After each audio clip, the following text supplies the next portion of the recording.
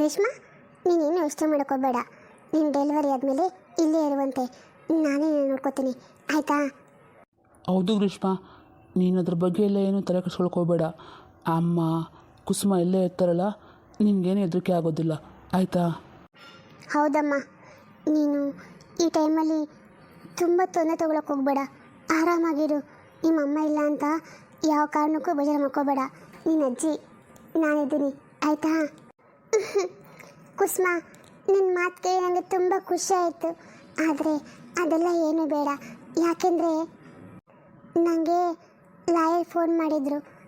ಅಪ್ಪ ಅಮ್ಮ ಇಬ್ಬರು ಆಸ್ತಿ ಎಲ್ಲನೂ ನನ್ನ ಹೆಸರಿಗೆ ಟ್ರಾನ್ಸ್ಫರ್ ಮಾಡಿದಾರಂತೆ. ಯಾವ ಕಾರಣಕ್ಕೆ ಯಾವ ಸಮಯದಲ್ಲಿ ಅವರಿಬ್ರಿಗೂ ಆ ಥರ ಅನಿಸ್ತೋ ಗೊತ್ತಿಲ್ಲ. ಫಾರಿನ್ಗೆ ಹೋಗಕ್ಕೆ ಮೊದಲೇ ಎಲ್ಲ ವ್ಯವಸ್ಥೆ ಮಾಡಿ ಹೋಗಿದ್ದಾರಂತೆ. ನನಗನ್ಸುತ್ತೆ ಆ ದೇವ್ರು ಎಲ್ಲರಿಗೆ ಸೂಚನೆ ಕೊಟ್ಟಿದ್ದ ಅಂತ ಅನಿಸುತ್ತೆ. ಅದಕ್ಕೆ ಅವ್ರು ಹೀಗೆ ಮಾಡಿ ಹೋಗಿದ್ದಾರೆ. ಅದಕ್ಕೆ ನಾನು ಇನ್ಮೇಲೆ ನಾನು ಮತ್ತು ಮನೋಜ್ ಇಬ್ಬರು ಅಪ್ಪ ಅಮ್ಮ ಮೇಲೆ ಹೋಗಿರ್ತೀವಿ. ಯಾಕೆಂದರೆ ಅಲ್ಲಿದ್ದ ಸ್ವಲ್ಪ ಎಲ್ಲನೂ ಮರಿಬೋದು. ಅದಕ್ಕೆ ಏನು? ಹೌದಾ? ಆಂಟಿ ಮತ್ತು ಅಂಕಲ್ ಈ ರೀತಿಯಾಗಿ ಮಾಡಿದಾರಾ?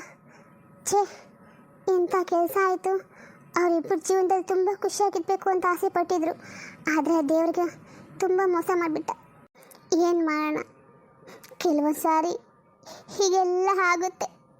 ನನ್ನ ಮಗಳೇ ಬರಹ ಇಷ್ಟೇ ಅಂತ ಕಾಣಿಸುತ್ತೆ. ಅದಕ್ಕೆ ಹಿಂಗೆಲ್ಲ ಆಯಿತು. ಹೋಗ್ಲಿ ಬಿಡು. ನನ್ನ ಮಗಳೇ ಮತ್ತೆ ನೀನು ಹೊಟ್ಟೆಲಿ ನಿನ್ನ ಮಗಳ ಕೊಟ್ಟು ಬರ್ತಾಳೆ ಅಂತ ನನಗನ್ನಿಸ್ತಿದೆ. ನಿನ್ನ ಬಾಯಾರಿಕೆಯಿಂದ ಹಾಗೆ ಆಗಲಿ ಅಜ್ಜಿ. ನಮ್ಮಮ್ಮನೇ ನನ್ನ ಮಗಳ ಕೊಟ್ಟು ಬರಲಿ. ಹಂಗಾದರೆ ನಿಂಗೆ ಅವ್ರ ಜೋಡಿ ಮಕ್ಕಳಾಗ್ತಾರಾ? ಯಾಕೆಂದರೆ ನನ್ನ ಅಮ್ಮನೂ ಹುಟ್ಟು ಬರಬೇಕಲ್ಲ. ಮನೋಜ್, ಈ ತಮಾಷೆ ಬೇಕಾ ಈಗ? ಅಯ್ಯೋ, ತಮಾಷೆ ಅಲ್ಲ ಕಣೆ, ನಾನು ನಿಜ ಹೇಳ್ತಾ ಇರೋದು. ಆಗಲಿ ಬಿಡಿ ಮನೋಜ್, ನಿಮ್ಮ ಮಾತಿನಂತೆ ಆಗಲಿ. ಗ್ರೀಷ್ಮಂಗೆ ಅವಳ ಜೋಡಿ ಮಕ್ಕಳಾಗಲಿ. ನಿಮ್ಮಮ್ಮ ಮತ್ತು ಅವರಮ್ಮ ಇಬ್ಬರು ಹುಟ್ಟು ಬರಲಿ, ಸರಿನಾ? ಸರಿ ಅಜ್ಜಿ, ನಾನು ಬರ್ತೀನಿ ಅಜ್ಜಿ. ಅಲ್ಲ ಕಣೆ, ಈಗಲೇ ಹೋಗ್ತೀಯಾ? ಬೇಡ ಇರು, ಡೆಲಿವರಿ ಒಂದಾದರೂ ಆಗಲಿ, ಆಮೇಲೆ ಬೇಕಾದರೆ ಅಲ್ಲೇ ಹೋಗಿರುವಂತೆ. ಒಬ್ಬಳೇ ಏನೂ ಬೇಡ. ನಾನು ನಿನ್ನ ಜೊತೆಲಿ ಒಂದು 5-6 ತಿಂಗಳು ಅಲ್ಲೇ ಇರ್ತೀನಿ, ಸರಿನಾ? ಆಯಿತು ಅಜ್ಜಿ. ಒಂದು ಕೆಲಸ ಮಾಡಿ, ನೀವು ನನ್ನ ಜೊತೆ ಬರೋದಾದರೆ ಈಗಲೇ ಬನ್ನಿ.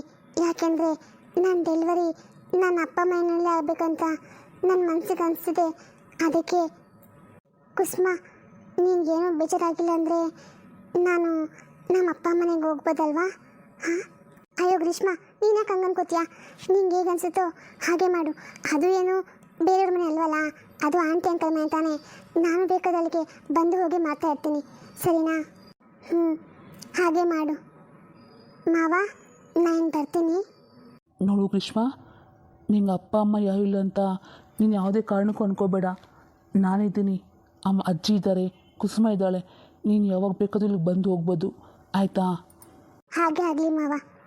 ನಾನು ಯಾವುದಕ್ಕೂ ಕಾರಣಕ್ಕೂ ನಿಮ್ಮನ್ನ ಕಳ್ಕೊಳ್ಳೋಕೆ ಇಷ್ಟಪಡಲ್ಲ. ನನಗೆ ಯಾವಾಗಲೇ ಬೇಜಾರಾದರೂ ಖುಷಿ ಆದರೂ ನಾನು ಇಲ್ಲಿಗೆ ಬರ್ತೀನಿ, ಆಯಿತಾ? ಅಂದಂಗೆ ನಾವಿಬ್ಬರು ಇನ್ಮೇಲೆ ಅಲ್ಲೇ ಇರಬೇಕು ಅಂತ ತೀರ್ಮಾನ ಮಾಡಿದ್ದೀವಿ. ಹಾಗಾದರೆ ನೀವು ನನ್ನ ಆಫೀಸಲ್ಲಿ ಕೆಲಸಕ್ಕೂ ಬರಲ್ಲ ಅಂತ ಆಯಿತು. ಆದರೆ ಬಾವೊಂದೇ ಆಫೀಸ್ ಇದೆಯಲ್ಲ, ಅಲ್ಲೇ ನೋಡ್ಕೊಂಡು ಅಲ್ಲೇ ಇರ್ತೀರ ಹಾಗಾದರೆ? ಹಾಂ ಹೌದು. ಅರುಣ್ ಸರ್, ನೀವೇನು ಬೇಜಾರು ಮಾಡ್ಕೋಬೇಡಿ. ನಮ್ಮ ಮಾವೊಂದೇ ಆಫೀಸಲ್ಲೇ ಇದೆಯಲ್ಲ, ನಾನು ಅಲ್ಲೇ ನೋಡಿಕೊಂಡು ಇದ್ಬಿಡ್ತೀನಿ. ಅಯ್ಯೋ ಮನೋಜ್, ನನಗೆ ಬೇಜಾರಾಗುತ್ತೆ, ನನ್ನ ಖುಷಿನೇ ಆಗುತ್ತೆ. ನಿಮ್ಗೆ ಆಲ್ ದಿ ಬೆಸ್ಟ್. ನಿಮ್ಮ ಫ್ಯೂಚರ್ ಇನ್ಮೇಲೆ ತುಂಬ ಚೆನ್ನಾಗಿರಲಿ. ನನಗೆ ನಮ್ಮ ಮಾವ ತುಂಬ ಕಷ್ಟಪಟ್ಟು ಆಫೀಸ್ನ ಬೆಳೆಸಿದ್ದಾರೆ. ನೀವು ಅದು ಯಾವುದೇ ಕಾರಣಕ್ಕೂ ಅದಕ್ಕೆ ಅವಮಾನ ಮಾಡಬೇಡಿ. ನೀವು ಹಾಗೆ ನಮ್ಮ ಬಾಬೆ ಕಷ್ಟಪಟ್ಟರಲ್ಲ, ನೀವು ಹಾಗೆ ಕಷ್ಟಪಟ್ಟು ಮುಂದೆ ಬನ್ನಿ. All the best. Thank you Arun. ಮ್ಯಾನೇಜರೇ, ನಿಮ್ಗೆ ಒಳ್ಳೇದಾಗಲಿ. ಥ್ಯಾಂಕ್ಸ್ ಕುಸುಮಕ್ಕ. ಅಜ್ಜಿ, ನಾವು ಹೋಗೋಣವಾ? ಆಯ್ತಮ್ಮ, ಬರ್ತೀನಿ. ಅರುಣ್, ಕುಸುಮ, ನಾನು ಹೋಗಿ ನನ್ನ ಮಗಳ ಮನೆಯಲ್ಲಿ ಒಂದು ಸ್ವಲ್ಪ ದಿನ ಎದ್ದು ಬರ್ತೀನಿ, ಆಯಿತಾ? ಅತ್ತೆ, ನೀವು ಹೊರಟೋಗ್ಬಿಟ್ರೆ ನಾವಿಬ್ಬರೇ ಮನೆಯಲ್ಲಿ ಬೇಜಾರಾಗುತ್ತೆ ಅಲ್ಲ ಅತ್ತೆ. ಒಂದು 2 ದಿನ ಮಟ್ಟಿಗೆ ಹೋಗಿ ಬಂದುಬಿಡಿ. ಇಲ್ಲಮ್ಮ, ನನಗೂ ಯಾಕೋ ಮನಸ್ಸಿಗೆ ಬೇಜಾರಾಗ್ಬಿಟ್ಟಿದೆ. ಹಾಗಾಗಿ ಒಂದು 6 ತಿಂಗಳು ನಾನು ಬರಲ್ಲ. ಬೇಜಾರಾಗುತ್ತೆ ಅಂದರೆ ನೀವೇ ಅಲ್ಲಿಗೆ ಬಂದು ಹೋಗ್ತಾ ಇರಿ ಆಯಿತಾ. ನನಗೇನೂ ಬೇಜಾರಿಲ್ಲ, ಸಿಟ್ಟಿಲ್ಲ, ನಾನು ಖುಷಿಯಾಗಿ ಹೋಗ್ತಾ ಇದ್ದೀನಿ ಆಯಿತಾ. ನನ್ನ ಮಗಳನ್ನ ಮರಿಬೇಕು, ಹಾಗಾಗಿ ಒಂದು 2 ದಿನ ಅಲ್ಲಿಗೆ ಬರ್ತೀನಿ. ಅಮ್ಮ ನೀನು ಅಷ್ಟೊಂದು ನೊಂದ್ಕೋಬೇಡಮ್ಮ, ನಿನ್ನ ಹತ್ರ ನನಗೂ ಅಳು ಬಂದ್ಬಿಡುತ್ತೆ. ಇಲ್ಲ ಮಗನೆ, ನಾನು ಅಳಲ್ಲಪ್ಪ, ದುಃಖ ಆಯಿತು ಅದಕ್ಕೆ ಹೇಳ್ಕೊಂಡೆ. ಅಜ್ಜಿ ನಡೀರಿ ಹೋಗೋಣ. ಅರುಣ್, ನಾವು ಏನೇನೋ ಅನ್ಕೋತೀವಿ, ಆದರೆ ಆ ದೇವರು ಇನ್ನೇನೋ ಮಾಡ್ತಾನೆ ಅಲ್ವಾ. ನೋಡು ಎಷ್ಟೆಷ್ಟು ಬೇಗ ಎಲ್ಲ ಹೆಂಗೆ ಆಗುತ್ತಲ್ವಾ. ನಾನು ಹಿಂಗೆಲ್ಲ ಆಗುತ್ತೆ ಅಂತ ಖಂಡಿತ ಅಂದ್ಕೊಂಡೇ ಇರಲಿಲ್ಲ. ಆಂಟಿ ಅಂಕಲ್ ತೀರೋಗಿದ್ದು, ಗ್ರೀಷ್ಮ ಅತ್ತೆ ತೀರೋಗಿದ್ದು ಎಲ್ಲ ನಮ್ಮ ಲೈಫ್ನೇ ಒಂಥರ ಚೇಂಜ್ ಮಾಡಿಬಿಡ್ತು ಅಲ್ವಾ. ಜೀವನ ಅಂದ್ರೂ ಅಷ್ಟೇ ಕುಸುಮ, ಯಾವ ಕ್ಷಣದಲ್ಲಿ ಏನಾಗುತ್ತೋ ಯಾರಿಗೂ ಗೊತ್ತಾಗಲ್ಲ. ಅದೇ ಕರ್ಕೊಂಡೋಗುತ್ತೋ ನಾವು ಹಾಗೆ ಹೋಗ್ತಾ ಇರಬೇಕಷ್ಟೆ. ಸರಿ, ನಾನು ಸ್ವಲ್ಪ ಆಫೀಸ್ಗೆ ಹೋಗಿ ಬರ್ತೀನಿ. ಬೇಗ ಬಂದ್ಬಿಡು. ಇಷ್ಟೇ ದೊಡ್ಡ ಮನೆಯಲ್ಲಿ ನಂಗೆ ಒಬ್ಳಿಗೆ ಇರೋಕ್ಕೆ ಬೇಜಾರಾಗುತ್ತೆ. ಕುಸುಮ, ಒಬ್ಬಳೇ ಇರೋದನ್ನು ಅಭ್ಯಾಸ ಮಾಡ್ಕೊ. ಯಾಕೆಂದರೆ ಯಾವಾಗಲೂ ನನ್ನ ಜೊತೆ ಇರೋಕ್ಕಾಗೋದಿಲ್ವಲ್ಲ, ಅದಕ್ಕೆ. ಅದು ಸ್ವಲ್ಪ ಕಷ್ಟ ಆಗುತ್ತೆ ಕಣೋ, ಹೋಗ್ತಾ ಹೋಗ್ತಾ ಸರಿ ಹೋಗುತ್ತೆ. ಸರಿ ಹೋಗ್ಬಾ.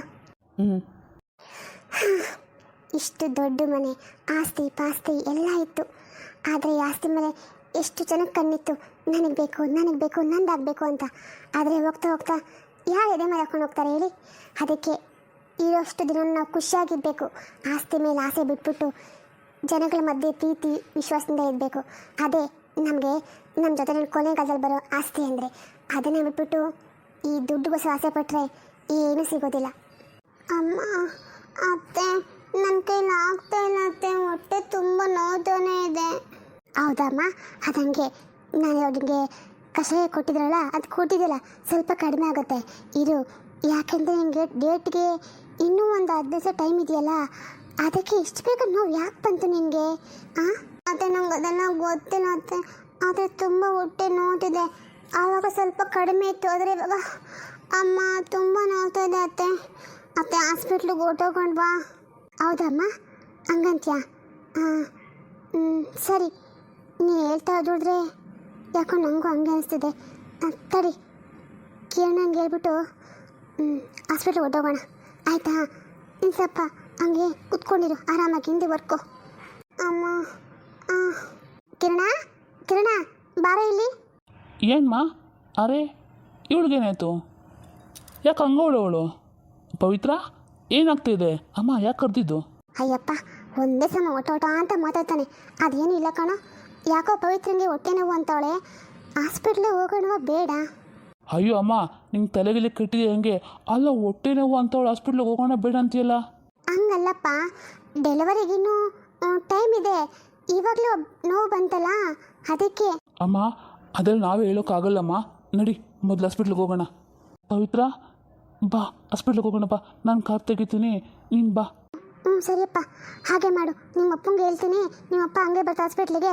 ನಾವು ಹೋಗೋ ನಡಿಯಪ್ಪ. ಯಾಕೋ ನಂಗೆ ಬರ್ತಾ ಬರ್ತಾ ಗಾಬರಿ ಜಾಸ್ತಿ ಆಗ್ತಿದೆ. ಅಮ್ಮ, ಏನು ಗಾಬರಿ ಆಗಬೇಡಮ್ಮ, ಏನೂ ಆಗಲ್ಲ ಆಯಿತಾ. ನಾವು ತಿಂಗಳ ಚೆಕಪ್ಪು ಕರೆಕ್ಟಾಗಿ ಮಾಡಿಸ್ತಾ ಇದ್ದೀವಲ್ಲ, ಹಾಗಾಗಿ ಏನೂ ತೊಂದರೆ ಇಲ್ಲ. ಸರಿ ಮಗನೆ, ಯಾವುದಕ್ಕೂ ಹಿಂಗೆ ಕಾರ್ ತೆಗಿಯೋಕಪ್ಪ. ಅಮ್ಮ, ಪವಿತ್ರ, ಏನೂ ಆಗಲ್ಲ ಕಣೆ, ಸಮಾಧಾನ ಮಾಡ್ಕೊ. ಆಯಿತು ಅತ್ತೆ. ಅಮ್ಮ, ಅದು ತುಂಬ ನೋವ್ತಾ ಇದೆ ಅತ್ತೆ ನನಗೆ. ಹೌದಮ್ಮ, ನೋವು ಬರುತ್ತೆ. ಒಂದು ಜೀವದಿಂದ ಇನ್ನೊಂದು ಜೀವ ಕೊಡೋದು ಅಂದರೆ ತಮಾಷೆ ವಿಷಯನಾ? ನೋವು ಆಗುತ್ತೆ ಮಗಳೇ. ಈ ಸಮಯದಲ್ಲಿ ಎಲ್ಲ ಹೆಣ್ಣು ನಾನು ಸತ್ತೆ ಅಂತಲೇ ಮತ್ತೆ ಹುಟ್ಟೋದು ಕಂದ. ಹಾಗಾಗಿ ಹೆಣ್ಣಿನ ಜೀವನ ಸಾರ್ಥಕ ಆಗೋದೇ ಒಂದು ಹೆಣ್ಣು ತಾಯಿ ಆದಾಗ. ಅಂಥ ಅದೃಷ್ಟ ನೀನು ಸಿಕ್ಕಿದೆ ಮಗಳೇ. ಈ ಸಂತೋಷನ ಅನುಭವಿಸು ಮಗಳೇ.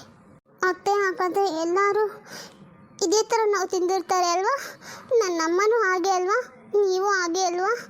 ಎಲ್ಲರೂ ಈ ಕಷ್ಟ ಅನುಭವಿಸ್ತಾರೆ. ಅನುಭವಿಸ್ಲೇಬೇಕು ಕಂದ.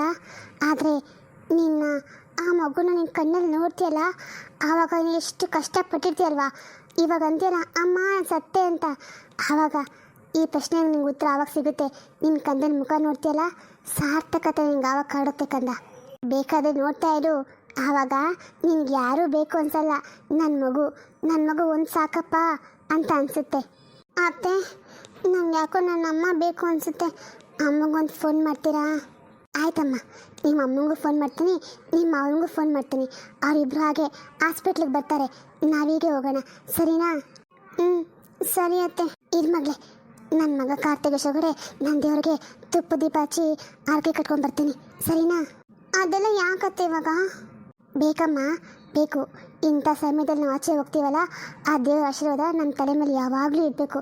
ಅದಕ್ಕೆ ದೇವರೇ, ನನ್ನ ಸೊಸೆಗೆ ಯಾವುದೇ ಕಾರಣಕ್ಕೂ ಏನು ನೋವಾಗದೇ ಇರಲಪ್ಪ. ನನ್ನ ಮೊಮ್ಮಗಳು ಏನೋ ಒಂದು ಸುಖವಾಗಿ ಭೂಮಿಗೆ ಬರಲಿ ತಂದೆ ಅಂತ ಆ ದೇವರಿಗೆ ಕಾಣಿಕೆ ಕೊಟ್ಬಿಟ್ಟು ಬರ್ತೀನಿ ಮಗಳೇ. ಆವಾಗ ನಿನಗೆ ಯಾವ ತೊಂದರೆನೂ ಆಗೋದಿಲ್ಲ, ಸರಿನಾ? ಹ್ಞೂ ಸರಿ, ಹಾಗೆ ಮಾಡಿ ಅತ್ತೆ. ಬಂದೆ, 2 ನಿಮಿಷ ಹಂಗೋಗಿ ಹಿಂಗೆ ಬರ್ತೀನಿ, ಸರಿನಾ? ಬೇಗ ಬನ್ನಿ ಅತ್ತೆ. ಅಮ್ಮ.